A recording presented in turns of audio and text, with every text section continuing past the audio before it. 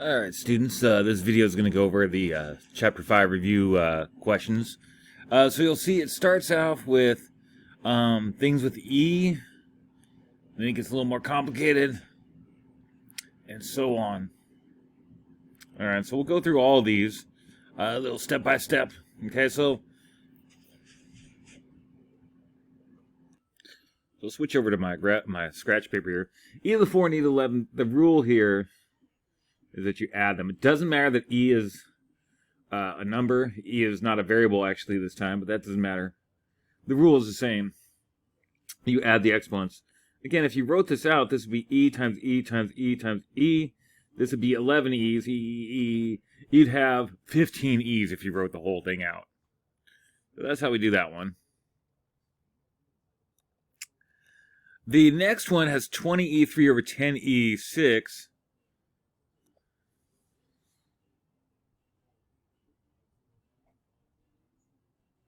Okay, so there's two things going on here. The 10 and the 2, sorry, the 10 and the 20, those divide to give you 2. 20 divided by 10 will be 2. The rule with the exponents is they're same base, so you subtract them.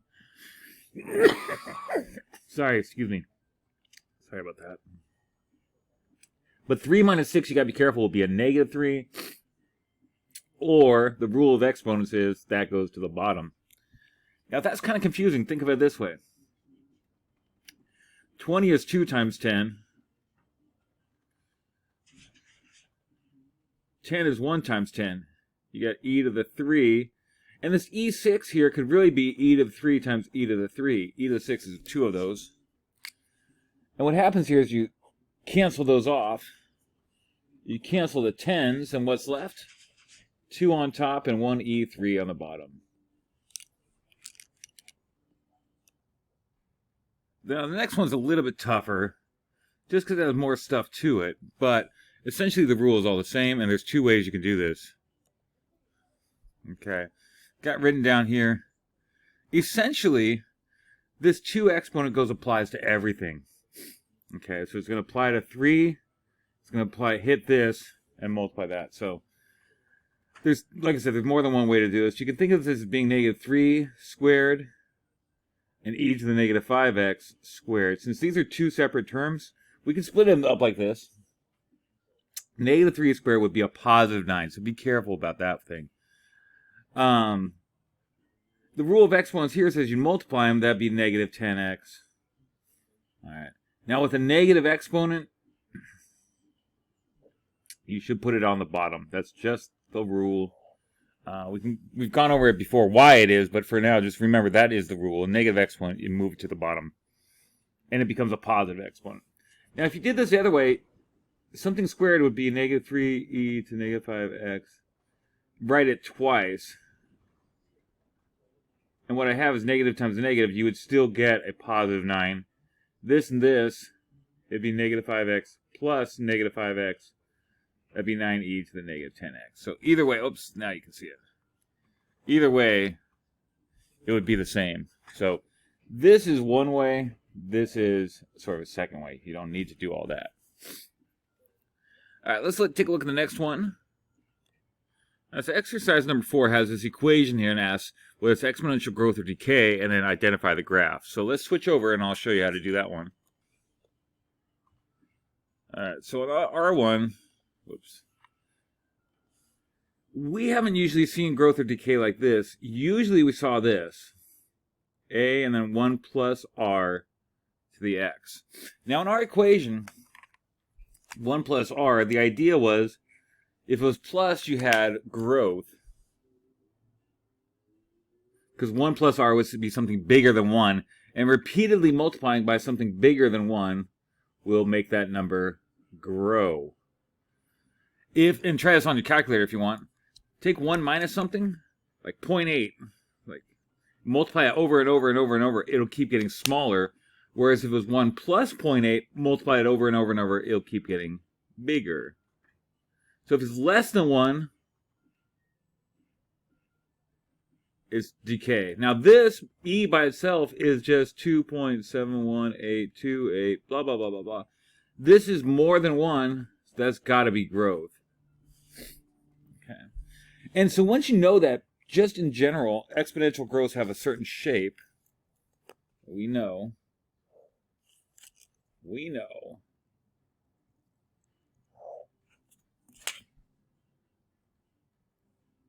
It's going to go like that. Okay, it's generally going to go like that. Now, to find more specifics, how do I know that? Well, if I make a table of values, if you try 0, e to the 0, anything to the 0 is 1. So e to the 0 is 1. So 1/3 times 1 would be 1/3. So this would actually cross at 1/3. And you could try 1/3 times e to the 1. Try it on the calculator. We're going to get some decimals. So when you do something, you're not going to be able to do this in your head. Okay. But how did I know the shape? Well, all exponential growth curves have that shape. We know that much. Okay. There we go. Okay, now when you get to this one, you'll notice there's a weird thing there. There's e to the negative x. Okay, so what is that thing? Well, let's see. Is that growth or decay? It's not written the same way as we said. So let's take a look.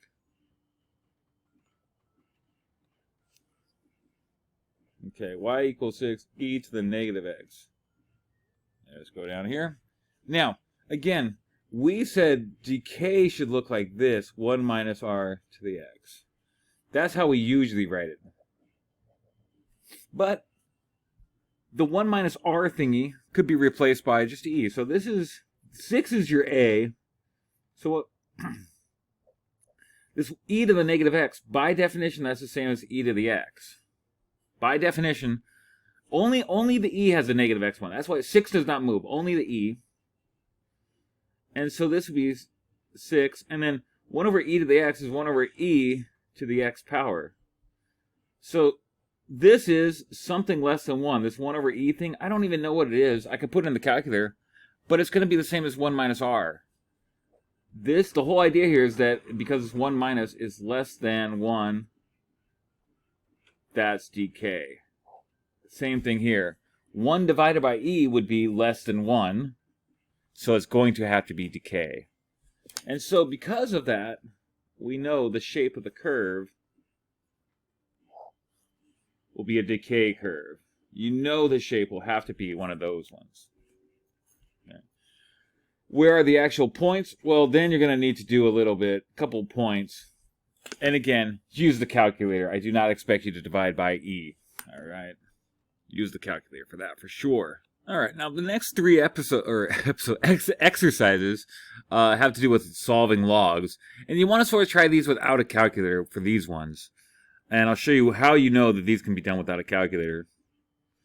So if you look at this one, the first one, log base 2 of 8, that can be done without a calculator because 2 and 8 are related. What's this equal? Let's call it x. Then by definition, this is log form, and there's an exponent form. Exponent form says this number to this base equals this. 2 to the x equals 8. That's how we would change it. That's the definition of logs, how we go from log form to exponent form. If you don't recognize this already, you want to recognize that 8 is the same as 2 to some power, and you can use a calculator for that. But what we got here, once we get them to be the same base, now we can say x equals 3. If 2 equals 2, which it does, then the exponents are equal. X equals 3. Oops.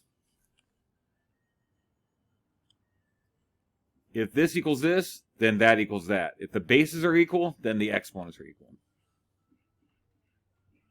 Now, we'll do the next one the same way. Change forms, we'll say 6 to the x equals 136. Okay. And 1 over 36 is the same as 1 over 6 squared. 6 squared is 36. And if you have it on the bottom, you can rewrite it as that. You'd have to sort of remember that rule for exponents. 1 over 6 squared is the same as just 6 to the negative 2. By definition, a negative exponent means it's on the bottom. Well, at this point, we got the base is equal. We can say x must equal negative 2, and we're done.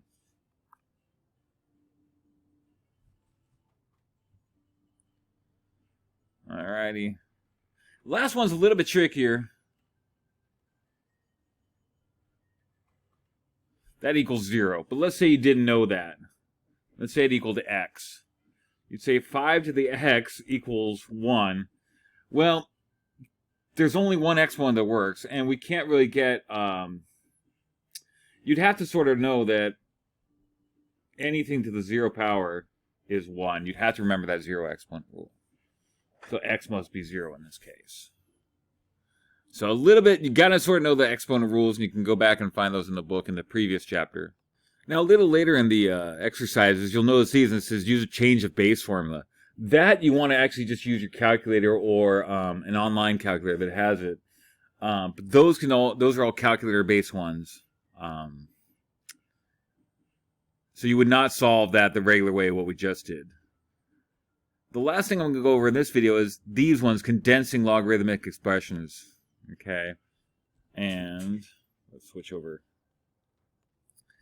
So this is questions, these are the properties for rules of logarithms and rules of exponents. So these are the rules of exponents, and you can sort of see how it goes. With exponents, when you're multiplying two bases, you add the exponents. It has to be the same base. You add the exponents. In this one, so again, multiplication, we add the exponents. Well, this one, multiplication can be changed to an addition problem. That's the idea. Same thing here. The way I remember this is a fraction becomes subtraction. Fraction becomes subtraction. Or backwards, subtraction is a fraction. Subtraction is a fraction. Subtraction is a fraction, or a fraction becomes subtraction. Okay. It's not it's not obvious how these are related. But logs deals with exponents, so the rules for the exponents is basically the rules for the logs. Rule here is that if you have it outside, it can be multiplication. This one is, if it's here, it can be changed to multiplication. The exponent in front, up top, can become multiplication. I know that's not totally obvious how those work, but now we're going to practice them, and maybe it'll be a little more clear. Two different things. Number 20 says expand, and number 21 says condense. We'll do both those things. Don't worry about the fact that this one says ln, this says log base 7, this says log base 2. They are all logs, so they all operate the same way. So I added parentheses, that's just sort of habit. Really what's going on is you can separate the top and the bottom as two separate things. And again, fraction becomes subtraction.